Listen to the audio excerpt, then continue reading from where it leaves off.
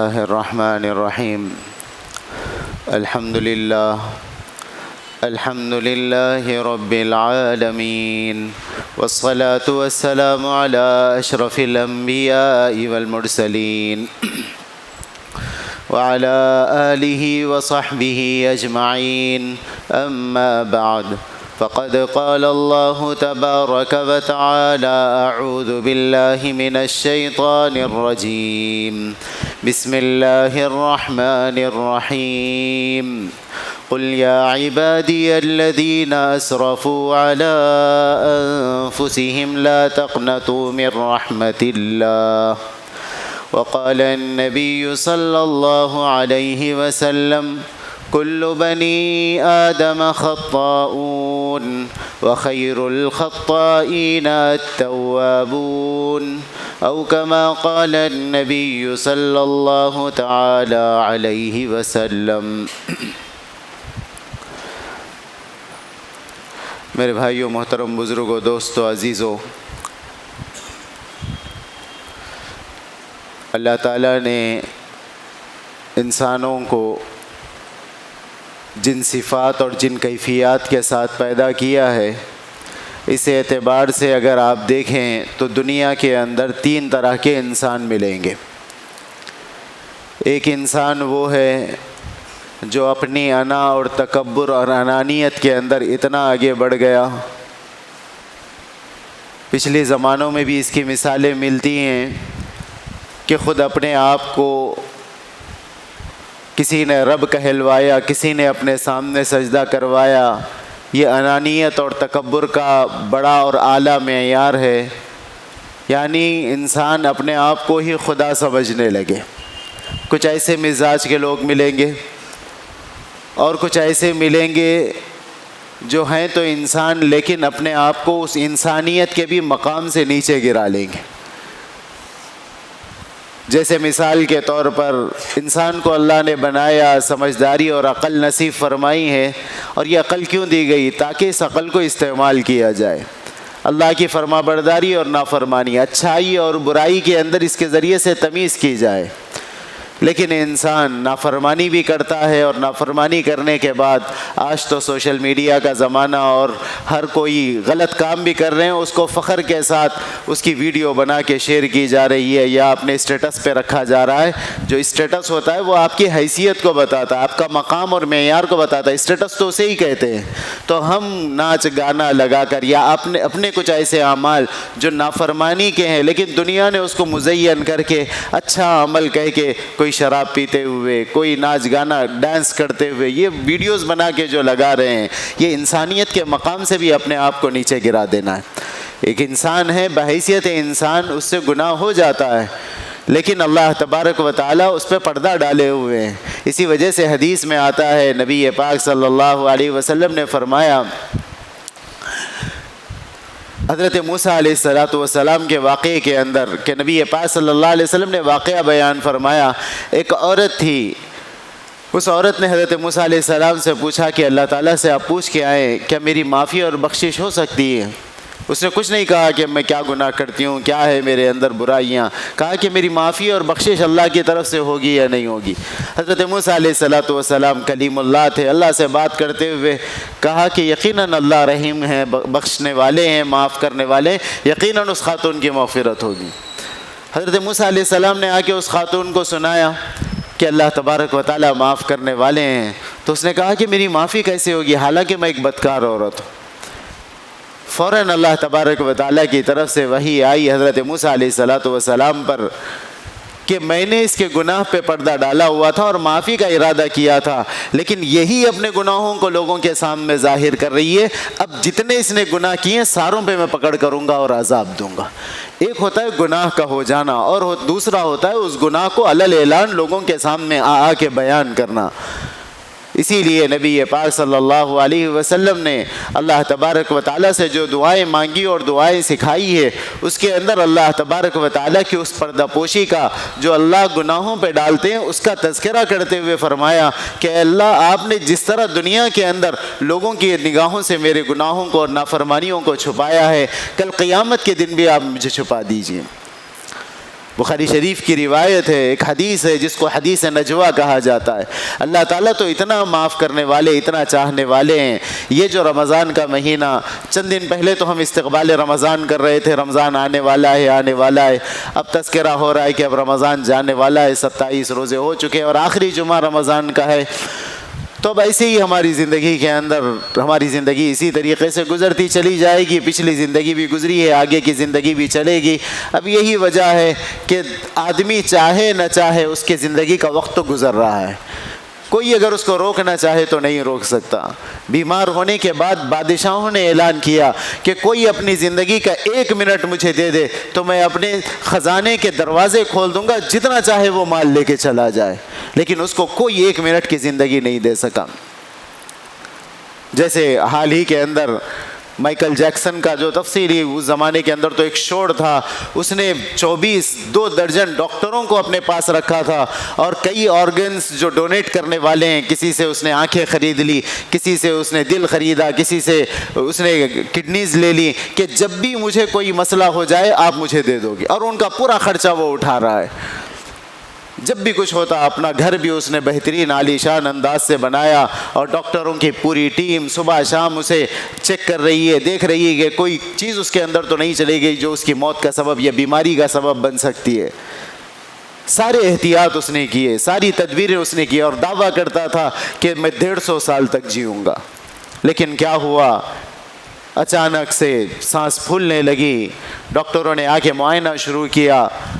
اب اسی وقت جو نیا انٹرنیٹ تھا اور گوگل پہ سرچ کر رہے ہیں اور وہ تک کریش ہو گیا، اتنا لوگوں نے سرچ کیا اور تلاش کیا کہ کیا ہوا، صرف 11 منٹ کے اندر دنیا کو چھوڑ کے چلا گیا، ساری تدبیروں کے باوجود۔ تو انسان تو تدبیریں ساری کرتا ہے۔ اب یہ جو رمضان بھی ہمیں ملا، روزے اللہ تعالیٰ عام دنوں میں بھی رکھوا سکتے ہیں، اللہ تبارک و تعالیٰ روزوں کو عام دنوں میں بھی رکھ سکتے تھے۔ اللہ تبارک و تعالیٰ روزوں کے لیے یہ کہہ دیتے، اللہ کی قدرت تھی کہ جب تم روزہ رکھو گے تب شیطان کو تم سے دور کر دیا جائے گا۔ تو یہ رمضان المبارک صرف کسی ایک خاص ایکٹیویٹیز کے اندر اپنے آپ کو گزارنے کے لیے نہیں، بلکہ اپنی پوری ذات کی تربیت کے لیے آیا تھا۔ اب یہ رمضان ان کا بھی گزرا جو روزے رکھے، ان کا بھی گزرا جو روزے نہیں رکھے، ان کا بھی گزر گیا جنہوں نے تراویح، تلاوت قرآن، ذکر و اذکار میں رمضان کو گزارا، ان کا بھی گزر گیا جنہوں نے یہ سارے کام نہیں کیے، بس عام حالات کے اعتبار سے عام طرح کے جو دنوں کے اندر وہ زندگی گزارتے ہیں اس طرح گزار رہے ہیں۔ تو یہ تو آئے گا اور چلا جائے گا، دیکھنا یہ ہے کہ اس نے میری اپنی ذاتی زندگی پہ کیا اثر ڈالا ہے۔ تو بہرحال حدیث نجوا کا تذکرہ کر رہا تھا، بخاری شریف میں ہے، نجوا کہتے ہیں چپکے چپکے بات کرنے کو، یعنی جو کان میں بات کرتے ہیں کسی کو سنائی نہ دیں۔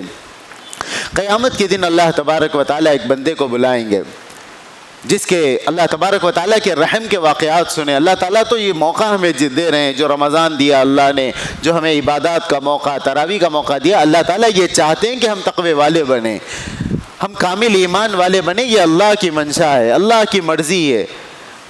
اللہ تبارک و تعالیٰ کو ہمارے اپنے روزوں کے ذریعے سے کچھ نہیں ملنے والا، ہماری اپنی ذات کو ملنے والا۔ اللہ تو علیم ہے، خبیر ہے، بلند و بالا ہے، اللہ کا مقام بہت بلند ہے، ہماری عبادتوں سے اللہ کا مقام بلند ہونے والا نہیں ہے۔ تو اللہ تعالیٰ کتنا ایک بندے کی طرف متوجہ ہیں۔ نبی پاک صلی اللہ علیہ وسلم نے فرمایا قیامت کے دن ایک بندے کو اللہ تعالیٰ بلائیں گے، اور بلا کے اسے چپکے سے کسی کو سنائی نہیں دے گا، اس سے بات کریں گے اور کہیں گے تم نے یہ گناہ کیا، تم نے یہ گناہ کیا، اس کے چھوٹے چھوٹے گناہ گنائے جائیں گے۔ وہ بندہ کہے گا ہاں میرے سارے گناہ ہوئے ہیں، شرمندہ بھی ہوگا۔ تو اللہ تبارک و تعالیٰ فرمائیں گے تیری یہ جتنے گناہ ہیں ان سارے گناہوں کو میں معاف کرتا ہوں، اور اس کے بدلے میں تجھے اتنی نیکیاں میں دے دیتا ہوں۔ دیکھیے غور کرنے والی بات یہ ہے کہ ہم جو سورہ فاتحہ میں اللہ تبارک و تعالیٰ کا جو تعارف ہے ہم پڑھتے ہیں، الحمدللہ رب العالمین الرحمن الرحیم مالک یوم الدین۔ مالک کہتے ہیں جس کے پاس اتھارٹی ہو، جو چاہے وہ فیصلہ کر سکے، جس کو ہم مالک کہتے ہیں۔ اللہ تبارک و تعالیٰ نے مالکی یوم الدین کہا کہ بدلے کے دن کا، قیامت کے دن کے وہ مالک ہیں۔ راحمی یوم الدین نہیں کہا، راحم کہتے ہیں رحم کرنے والے کو، وہ بدلے کے دن رحم کرنے والا ہے، یہ اللہ تبارک و تعالیٰ نے۔ یا یہ نہیں کہا حاکمی یوم الدین، حاکم کہتے ہیں جج کو، فیصلہ کرنے والے کو، قیامت کے دن وہ فیصلہ کرنے والے ہیں، یہ نہیں فرمایا، کیونکہ فیصلہ کرنا اور مالک ہونے میں فرق ہے۔ دیکھیے جیسے کسی کورٹ کے اندر ایک جج بیٹھا ہوا ہے، جج کو آپ کے اوپر بڑا رحم آ رہا ہے، یا کسی ملزم کے اوپر بڑا رحم آ رہا ہے کہ بھائی واقعتاً اس سے غلطی ہو گئی ہے، لہٰذا اگر جج یہ چاہے کہ معاف کر دوں تو معاف نہیں کر سکتا، وہ قانون کے دائرے میں فیصلہ کرنے کا حقدار ہے۔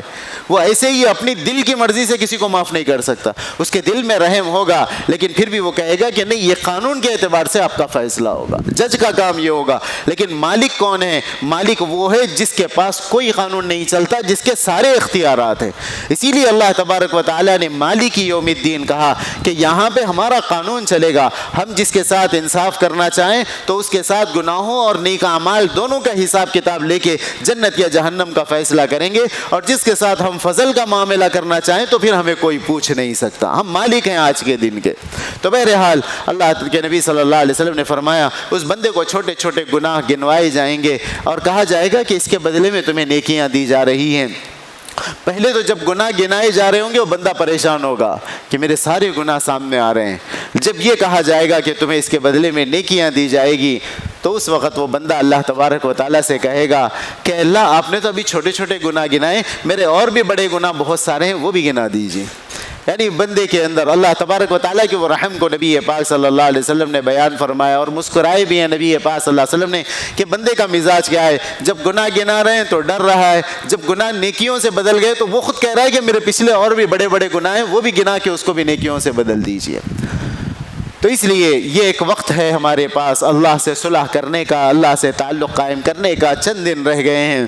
ہارون رشید کے زمانے میں ایک بزرگ تھے، ہر زمانے کے اندر کوئی مشہور بزرگ ہوتے ہیں، شاہ بہلول انہیں کہا جاتا تھا، اور ہارون رشید بھی ان سے بہت بڑا بادشاہ تھا، اور وہ بھی اس شاہ بہلول سے ان سے بہت زیادہ متاثر تھا، اور بعض لوگ ان کو مجنوں کہتے تھے۔ جیسے حضرت حسن بصری رحمۃ اللہ علیہ سے کسی نے پوچھا، تابعین میں سے ہیں، صحابہ کے بعد کے زمانے میں، ان سے کسی نے پوچھا کہ صحابہ کرام کون تھے، تو انہوں نے کہا کہ صحابہ کرام کے ایمانی کیفیات اور ان کا اللہ سے تعلق، اللہ کا خوف، اللہ کی محبت اگر تم دیکھ لیتے تو انہیں دیکھ کے تم یہ سمجھنے لگتے یہ تو مجنون یا دیوانے لوگ ہیں جو کسی اور ہی دھن میں رہ رہے ہیں۔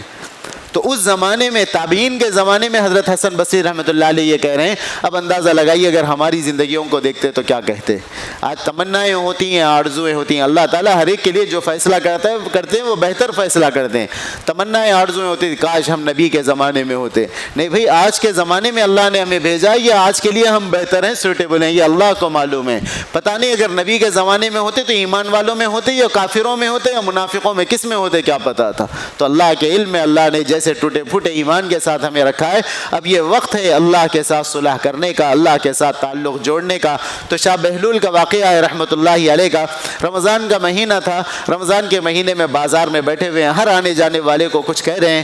بادشاہ ہارون رشید کو معلوم ہوا کہ تو اللہ والے مسجد میں رہتے تھے، عبادات میں رہتے تھے، آج کیا ہوا، آج بازار میں آ گئے، لوگوں کو جمع کر رہے ہیں۔ تو ہارون رشید بھی بازار میں پہنچ گیا، پہنچ کے شاہ بہلول سے پوچھنے لگا کہ آپ یہاں کیا کر رہے ہیں بازار کے اندر، رمضان کا مہینہ چل رہا ہے۔ تو وہ کہنے لگے کہ میں صلح کروا رہا ہوں۔ پوچھا گیا کس کی صلح کرا رہے ہیں؟ کہہ رہے یہ بازار میں جتنے لوگ ہیں یہ سارے انسانوں کی اللہ سے صلح کروا رہا ہوں۔ تو پھر کیا ہوا نتیجہ کا؟ کوئی صلح کرنے کو تیار نہیں، کوئی نہیں مان رہا، بس سن رہے ہیں چلے جا رہے ہیں، کوئی لوٹنے کو اور توبہ کرنے کو تیار نہیں۔ وہ وقت گزر گیا، پھر چند دنوں کے بعد پھر پتہ چلا کہ شاہ بہلول قبرستان میں بیٹھے ہوئے ہیں۔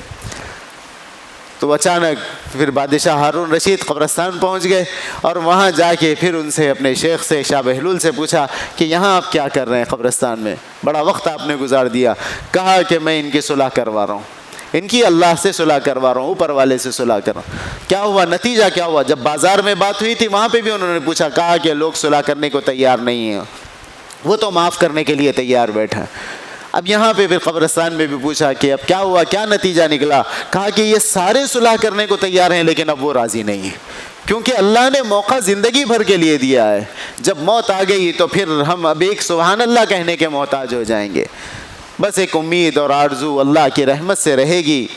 یہی وجہ ہے کہ کافروں کے بارے میں اللہ تبارک و تعالیٰ نے جو فرمایا کہ ایمان والوں کے بارے میں سب سے پہلے یہ فرمایا جس کے پاس عمل کچھ بھی نہیں ہے لیکن ایمان اگر بنا کے بچا کے لے گئے تو قانون اللہ تبارک و تعالیٰ یہ ہے کہ اللہ تبارک و تعالیٰ اس کو جنت میں داخل فرمائیں گے۔ مسلم شریف کی روایت میں تو یہاں تک ہے کہ جو بندہ گناہوں کے بوجھ تلے دبا ہوا ہوگا، جس کے ساتھ اللہ رحم کا معاملہ فرمائیں گے، اللہ اس کے لیے معافی کے فیصلے فرمائیں گے، اور جس کے لیے جہنم کا فیصلہ کر دیا جائے گا، اللہ ہم سب کی حفاظت فرمائے۔ اللہ کے نبی صلی اللہ علیہ وسلم نے فرمایا مسلم شریف میں کہ جہنم میں ڈالنے کے بعد بھی اللہ تعالیٰ بعض بندوں پہ اتنا رحم فرمائیں گے کہ ان کے اوپر موت ڈال دی جائے گی، یعنی جیسے ڈاکٹر سرجری کرتے وقت بے ہوش کر دیتا ہے تاکہ وہ سرجری کے وقت جو تکلیف ہوتی ہے اس تکلیف کا احساس نہ ہو، اللہ تعالیٰ بعض بندوں کے ساتھ یہ معاملہ فرمائیں گے۔ پھر اس کے بعد ان کو جہنم سے جب نکالا جائے گا تو ان کا پورا کا پورا جسم کالا ہو چکا ہوگا جل کر، پھر اس کے بعد نہر حیات ہوگی، اللہ تبارک و تعالیٰ اس میں غسل دیں گے، پھر اس کے بعد ان کا جسم چمکدار ہو جائے گا۔ بہرحال وہ آخرت کے معاملات ہیں، اسی لیے ہم جو دنیا کے اندر اللہ کے نبی صلی اللہ علیہ وسلم کی سکھائی ہوئی دعائیں ہیں، جس میں سے ایک دعا کثرت سے ہم مانگتے ہیں، ربنا آتنا فی الدنیا حسنہ وفی الآخرۃ حسنہ وقنا عذاب النار۔ اے اللہ دنیا کی بھی بہتری نصیب فرمائیے، آخرت کی بھی بہتری نصیب فرمائیے، اور جہنم کے عذاب سے ہمیں خلاصی اور نجات فرمائیے۔ یہ آیت جو ہم سال بھر مانگتے رہتے ہیں، رمضان کے ان 30 دنوں کے اندر اگر آپ غور کریں، عجیب نکتہ مفسرین نے نکالا کہ رمضان کے 30 دنوں کو جو تقسیم کیا گیا کہ پہلا حصہ رحمت کا ہوگا، دوسرا مغفرت کا ہوگا، تیسرا آگ سے بچاؤ کا ہوگا، یعنی پہلا رحمت اللہ کی رحمت ہوگی، اس کے بعد مغفرت معافی ہوگی، اور تیسرے کے اندر اور آخری 10 دن جو ہوں گے اس کے اندر اللہ تبارک و تعالی جہنم سے بچائیں گے۔ ربنا آتنا فی الدنیا حسنہ میں بھی 3 چیزیں مانگی گئی، ربنا آتنا فی الدنیا حسنہ، اے اللہ ہمارے لیے دنیا کے اندر بھی رحمت کے فیصلے نازل فرمائیے۔ یہ پہلا عشرہ رحمت کا گزرا، پھر اس کے بعد وفی الآخرۃ حسنہ، آخرت میں بہتری کس کو ملے گی؟ جس کے لیے مغفرت کا معافی کا فیصلہ ہوگا۔ تو یہ رمضان کے درمیانی عشرے کے اندر اللہ تعالیٰ مغفرت فرما رہے ہیں، وہی ہے وفی الآخرۃ حسنہ۔ پھر آخری عشرے کے اندر اللہ تعالیٰ جہنم سے بچا رہے ہیں، اور دعا میں بھی یہی مانگا جا رہا ہے وقنا عذاب النار، اے اللہ جہنم کے آگ سے ہمیں بچائیے۔ تو وہ جو دعا ہماری پوری زندگی کے لیے ہے، وہ 11 مہینے کے اندر جو دعا مانگی جا رہی ہے، 1 مہینے میں اللہ تبارک و تعالیٰ سب عطا فرمانے والے ہیں۔ تو یہ بچے کچے جو دن رہ گئے ہیں 2 دن، ان دنوں کو قیمتی جانیں، بچے کچھ ایام کو اللہ سے منائیں، اللہ کو منانے میں اور اپنے اولاد کے لیے، اپنے گھر والوں کے لیے، سب کے لیے بہتری کی دعائیں مانگیں، مظلوموں کے لیے مانگیں، اور اپنے بچوں کے لیے بہترین تربیت کی کوشش اور فکر کریں، اور ان کے لیے ایسا نظام اور ایسا لائحہ عمل تیار کریں جس سے بچوں کی زندگی درست روش پہ چلے۔ ایک حدیث یاد آ رہی ہے ابو داؤد شریف کی، نبی پاک صلی اللہ علیہ وسلم نے فرمایا قیامت کے دن ایک بچے کو لایا جائے گا، چھوٹا معصوم بچہ ہوگا، یعنی وہ بچہ جو دنیا کے اندر پیدا ہوا، رویا، یعنی تھوڑی سی جان تھی، پھر اس کے بعد اس کا انتقال ہو گیا، پیدائش کے چند لمحوں کے بعد پھر گھر والوں نے، اس کے والدین نے، اس کے رشتہ داروں نے اسے لے جا کے اسے دفن کر دیا، اس کی تدفین کر دی، غسل دے کر، کفن دے کر۔ تو ایسے بچے کو لایا جائے گا جس کا نام نہیں رکھا گیا۔ نبی پاک صلی اللہ علیہ وسلم نے فرمایا قیامت کے دن یہ بچہ آئے گا اور اپنے باپ کا گریبان پکڑے گا اور کہے گا کہ میں پیدا ہوا تھا، اگرچہ کہ ایک لمحے کے لیے میرے اندر جان تھی، لیکن پھر بھی میرا نام نہیں رکھا گیا۔ حالانکہ فقہا فرماتے ہیں مسئلہ یہ ہے کہ نام رکھنا مستحب ہے، ایک سنت عمل ہے، کوئی فرض واجب نہیں ہے جس کی وجہ سے مواخذہ ہو، لیکن یہ بچہ قیامت کے دن اپنے والد کا گریبان پکڑے گا۔ اسی لیے نبی پاک صلی اللہ علیہ وسلم نے فرمایا کہ جب بھی اولاد ہو جائے تو سب سے پہلے اس کے لیے اس کے کان میں اذان دی جائے اور دوسرے میں اقامت دی جائے۔ اذان اس لیے دینا ہے تاکہ دنیا کی کوئی آواز اس کے کان میں پڑے، اس سے پہلے اللہ کی بڑائی اللہ اکبر اس کے کانوں میں پہنچ جائے۔ اسی لیے جب اتنی اہمیت کے ساتھ اس بات کو بیان کیا گیا ہے تو اسی اہمیت کا تقاضا یہ ہے، بعض لوگ کوئی اویلیبل نہیں ہوتا ہے، مرد احباب ہوتے ہیں، والد پریشان پھر رہے ہوتے ہیں، آپ میٹرنیٹی ہاسپٹلس میں چلے جائیں، نہیں فلاں آنے والے ہیں اذان دینے کے لیے۔ ہماری ایمان کی کیفیت اور ہمارے جاننے بوجھنے کا حال یہ ہو چکا کہ اذان کے چند الفاظ ہم اپنی اولاد کے کان میں دینے کے قابل نہیں رہے۔ وہ تو بڑی مثالیں دیتے تھے پہلے کہ 4 رکعت نماز نہیں پڑھا سکتے، وہ تو بہت دور کی بات ہو گئی، اذان کے الفاظ کہنے کے لائق ہم نہیں رہے۔ یہ ہمارے سمجھ بوجھ کا اور ہمارے علم کا حال ہو چکا ہے۔ تو بہرحال تو فقہا نے اور اللہ کے نبی صلی اللہ علیہ وسلم نے جو کہا کہ سب سے پہلے اذان دی جائے، اس کا مقصد، بنیادی مقصد یہی ہے کہ دنیا کی کوئی آواز، دنیا کی کوئی بات اس کے کان میں پہنچے، اس سے پہلے اللہ بڑے ہیں، اللہ کے نبی محمد الرسول اللہ صلی اللہ علیہ وسلم کی عبدیت کی اور نبوت کی گواہی دینے والے وہ الفاظ اس کے دل و دماغ میں اتر جائیں۔ اور ہم سمجھتے ہیں کہ بچہ ہے، چھوٹا ہے، کیا معلوم ہوگا؟ نہیں، ان چیزوں کے اثرات زندگیوں میں آتے ہیں۔ اسی لیے ایک فلاسفر سے کسی نے کہا کہ میں اپنے بچے کی تربیت کرنا چاہتا ہوں، اس کو اچھا بنانا چاہتا ہوں، آپ بتائیے کیا طریقہ میں اختیار کروں؟ تو اس نے کہا کہ آپ کے بچے کی عمر کیا ہے؟ کہا کہ ابھی چھوٹا ہے، 7 سال کا ہے۔ کہا کہ آپ کے بچے کی تربیت کی عمر نکل چکی ہے، یعنی جو بنیاد میں اس کے دل و دماغ میں بٹھانا تھا وہ بچپن اب اس کا نکل چکا ہے۔ اور اس کے بعد کہا کہ جب وہ اپنے والدہ کے پیٹ کے اندر تھا اسی وقت سے تربیت شروع ہو جاتی ہے، اس وقت جس ماحول کے اندر زندگی گزاریں گے اس کے اثرات منتقل ہوتے ہیں۔ تو اسی لیے نبی پاک صلی اللہ علیہ وسلم نے جو اذان کا حکم دیا ہے، اقامت کا حکم دیا ہے، تاکہ اللہ کی بڑائی سب سے پہلے آئے۔ اس کے بعد دوسرا جو سب سے اہم ترین حکم یہ اذان کے فوری بعد اس کے ساتھ اس کے بہترین نام کا انتخاب کیا جائے، نام رکھا جائے، اور نام بھی بہترین نام ہو۔ بہترین نام کا مطلب ہم یونیک نام سمجھتے ہیں، یعنی ایسا نام بتایا جائے جو آج تک کوئی نہیں رکھے ہوں۔ بھئی جو سب سے زیادہ عام چیز، اچھی چیز ہوتی ہے وہی عام ہوتی ہے، یہ اللہ کا اصول ہے۔ اللہ تبارک، جیسے محمد صلی اللہ علیہ وسلم، اللہ تبارک و تعالیٰ نے کتنا پیارا اور نام منتخب کیا، احمد۔ اللہ کے نبی صلی اللہ علیہ وسلم کے 2 نام محمد اور احمد، لقب کئی ایک ہیں نبی پاک صلی اللہ علیہ وسلم کے۔ بعض سیرت نگاروں نے تو 5000 القاب نبی پاک صلی اللہ علیہ وسلم کے لکھے ہیں۔ تو القاب الگ چیز ہے، نام بہترین ناموں کا انتخاب کریں جس کے معنی اچھے ہوں۔ ہم صرف بولنے میں جو اچھا لگے، سننے میں اچھا لگے، کوئی یونیک نام ہو، معنی اس کے کوئی بھی بے تکے بنتے ہو ہم اٹھا کے رکھ دیتے ہیں۔ تو یہ ناموں کے اندر، جیسے نبی پاک صلی اللہ علیہ وسلم کے خود گھرانے کے اندر جب حضرت حسن رضی اللہ تعالیٰ عنہ پیدا ہوئے تو حضرت فاطمہ رضی اللہ تعالیٰ عنہ اور حضرت علی رضی اللہ تعالیٰ عنہ نے ان کا نام حرب رکھا تھا۔ پہلے حسن نہیں رکھا گیا، حرب کے معنی آتے ہیں جنگ کے، یعنی بہادری کو بتانے کے لیے۔ اللہ کے نبی صلی اللہ علیہ وسلم نے فرمایا کہ نہیں، میرا نواسا تو وہ ہے جس سے اللہ تبارک و تعالیٰ 2 لڑنے والوں کے درمیان صلح کرائیں گے، ان کا نام حرب نہیں، ان کا نام حسن ہونا چاہیے۔ تو نبی پاک صلی اللہ علیہ وسلم نے نام منتخب فرمایا اور ناموں کو تبدیل فرمایا۔ اگر معنی وہ معیار کے نہیں مل رہے ہیں تو نام بدلے بھی گئے ہیں۔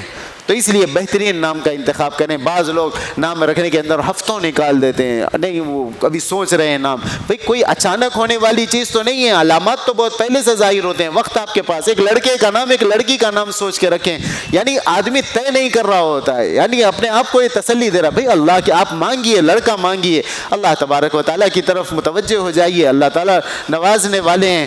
اگر ضرورت ہے اللہ تبارک و تعالیٰ، ایک آدمی کی فطری خواہش ہوتی ہے کہ مجھے لڑکا مل جائے، لیکن یہ اس کے بدلے میں لڑکیاں نہ ملے یہ تمنا کرنا، یہ ایمان والے کا معیار نہیں ہوگا۔ اللہ تعالیٰ نوازنے والے ہیں، اللہ تبارک و تعالیٰ دے دیں گے۔ 2 نام منتخب کریے، آپ کے منتخب کرنے سے فیصلے تبدیل نہیں ہوں گے، فیصلے اللہ کی طرف سے ہوں گے۔ لڑکی سوچ رہے ہیں لوگ لڑکا ہو رہا ہے، لڑکا سوچ رہے ہیں لڑکیاں ہو رہی ہیں، تو یہ اللہ کی طرف سے 2 نام سوچ لیں، جیسے پیدا ہو جائے۔ یعنی آپ تصور کر کے دیکھیں، تھوڑا سا سمجھداری رکھنے والے اس بات کو سمجھ سکتے ہیں۔ تھوڑا سا غور کر کے دیکھیں، ایک بچہ جو آپ کے گھر میں پیدا ہوا، اس کے والد ہیں، والدہ ہیں، سب کچھ ہے، خوشیاں بھی ہو رہی ہیں، لیکن 10 دن گزر گئے، اس کو نام ہی نہیں ملا۔ ہے ہمارا بچہ لیکن اس کو نام ہی آپ نہیں دیے، کتنی آپ غور کریں تو کتنی گھنونی حرکت نظر آتی ہے۔ تو اس لیے یہ چھوٹی چھوٹی چیزیں ہوتی ہیں جو اسلام کا ایک فیملی سسٹم اور نظام جو ہے، اس کی خوبصورتی یہی ہے جو تمام مذاہب سے، تمام چیزوں سے اسلام ان چیزوں کو مختلف کر دیتا ہے، اور ایک اسلام کی خصوصیت اور خوبصورتی نکھر کے سامنے آتی ہے۔ تو بہرحال کئی مختلف باتیں تھیں آج کے جمعہ میں جو اگلے ہمارے کرنے کے کام ہیں۔ تو یہ رمضان کے اوقات جو گزرتے چلے جا رہے ہیں، ان اوقات کو غنیمت جانیں، ایک ایک لمحے کو بچے کچھ ایام کے اندر اللہ تبارک و تعالیٰ سے مانگیں، توبہ استغفار کریں۔ اپنی اگلی آنے والی زندگی جو رمضان کے بعد کی زندگی ہے، اس کے اندر بھی یہ اثرات، یہ برکات کو برقرار رکھتے ہوئے مسجدوں کو اسی طریقے سے آباد کرنے کی کوشش کریں۔